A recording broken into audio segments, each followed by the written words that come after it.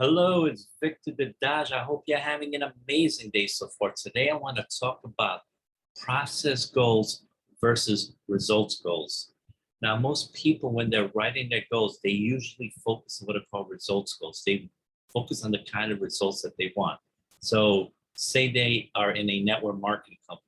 They may have a results goal of, I will recruit 20 people into my business this month, or I will make $100,000 this year, or $500,000 this year.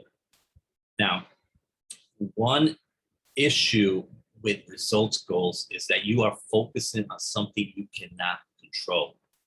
Like if you're trying to recruit people into your business, you cannot control whether they will say yes to your business or not. You can do your very best to try to persuade them to join, but in the end, it's up to the prospect if they want to join. So you really don't have any control over whether they will join or not.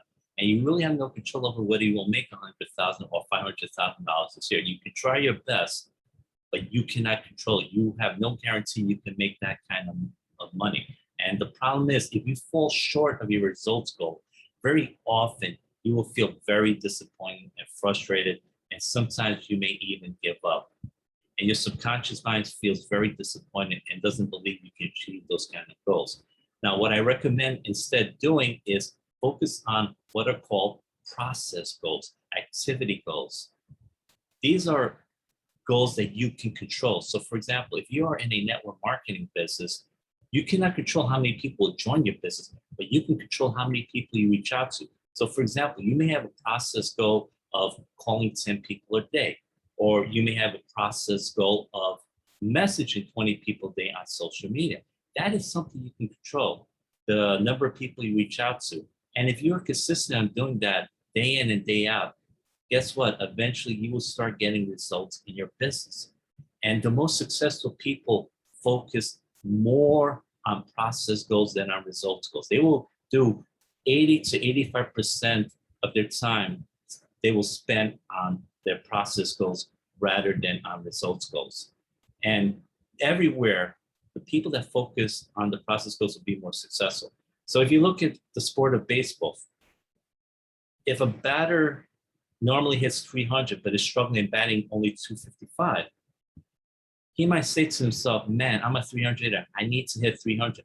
Now, what is he doing? He is focusing on the result. And what will tend to happen?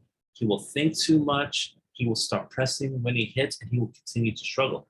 But if instead he focuses on the processes, maybe he needs to take batting practice. Maybe he needs to make an adjustment to his swing. Or maybe he needs to go over his hitting stance and his swing with the hitting instructor, and he can practice the advice that he gets from the batting instructor, and he practices on the processes day in and day out. Guess what?